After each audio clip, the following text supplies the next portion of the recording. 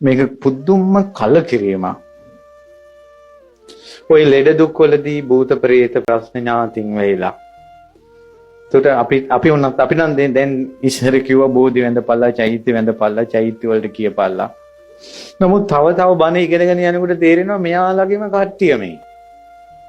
මෙයාලා පණ දෙවෙනි කරලා කන්නේ බොන්නේ නැතුව මේ දරුවෝ අදපු අම්මලා ඇවිල්ලා තියෙන්නේ මේ.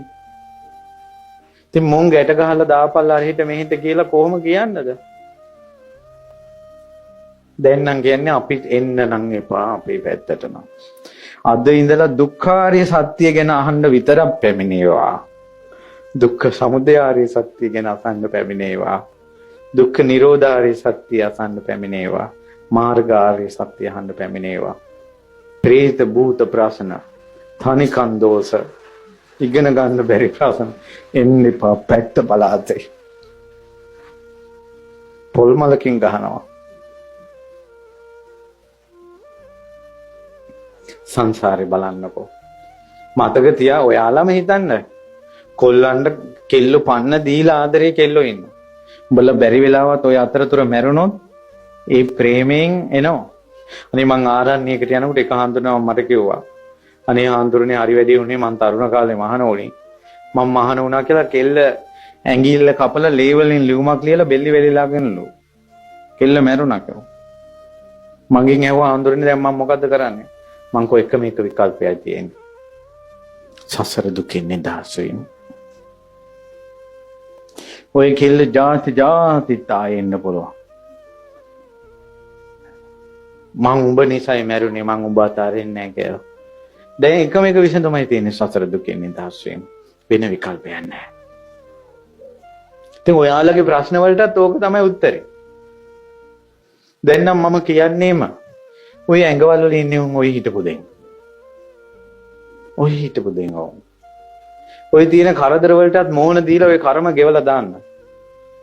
පූජාච පූජනීයම් කරන්න. වැන්දිය යුතු පිදිය යුතු ස්ථාන වඳින්න ගන්න. කරදර වැඩි නම්, දෝෂ වැඩි නම්, උවදුරු වැඩි නම් බෝධින් වහන්සේලා 100 නමක් වඳින්න. අෂ්ටඵල බෝධි, දෙතිස්ඵල බෝධි සහිතව. බුදුරජාණන් වහන්සේ වැඩපු සිද්ධාස්ථාන සහිතව ධාතු චෛත්‍ය 100ක් වඳින්න. මම කියනවාට ඔක කරලා බලන්න. ඔයාලගේ ජීවිතේ පුදුම පිටුවක් පෙරලෙයි. හැමදාම ජීවිතේ ප්‍රශ්න දුක් කියා එන පුතෙක් හිටියා. ආවොත් අපිටත් හිතෙනවා මේකට මොකද්ද ඊළඟට දෙන උත්තරය කියලා එච්චර ප්‍රශ්න ගොඩක්. මං කිව්වා පුතා ඔබ සිරිපාදේ නැගපන්. බුදුරජාණන් වහන්සේ දකින්න පියවර තියා සිරිපාද වැඳපන්. දැන් මේ කොල්ලා 150 ගමනක් සිරිපාද වැඳලා. එදා ඉඳලා අද දක්වාම කවදාවත් දුකක් කියන්නේ නැහැ. මෝන පිනෙන් පිරීලා. ප්‍රශ්න නැහැ. ප්‍රශ්නයක් එනකොට සිරිපාදය. යන්න කරදිය වලල්ලෙන් එහා බුදුන් වඳින්න නාංග දීපේ වගේ. යන්න මොඳුනක බුදුන් වදින්න සිරිපාදේ වගේ. යන්න ගඟකින් එහා බුදුන් වදින්න කැලණිය වගේ. කී ක්‍රිස්තානවල පූජාච පූජනීයානම් කරනකොට පතිරූපදේශවාසෝච කියන එක හැදෙනවා. Tamanට සැනසille පිනක් දහමක් කරගෙන ඉන්න පුළුවන් පරිසරය හැදෙනවා පිදිය යුතු දේවල් පුදනකොට. පතිරූපදේශ වාසයේ හැදෙනකොට පුබ්බේච කත පුඤ්ඤතා පැරණි පින් ඉස්මතු වෙන්න ගන්නවා. එහෙනම් මෙතෙක් කාලයක් ඉස්මතු වෙලා තිබේ පින්ද පවුද? පාපේ ඉස්මතු වුණා. පූජාච පූජනීයන් නැති තාක් පාපේ ඉස්මතු වෙනවා. ඒතර පෙර පින් ඉස්මතු වුණොත් මොකද්ද ඊළඟට තියෙන පහසුව? අත්ත සම්මා පණිදීච.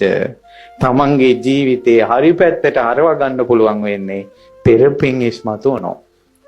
එතකොට ගෙවල් වල ප්‍රශ්න අඩු වෙනවා, තරහ යන එක අඩු වෙනවා, අධිහෝනියන් වලින් බැට කන එක අඩු වෙනවා, සිල් රකින්න බැරි ඒවා හරියනවා, ගානට එනවා.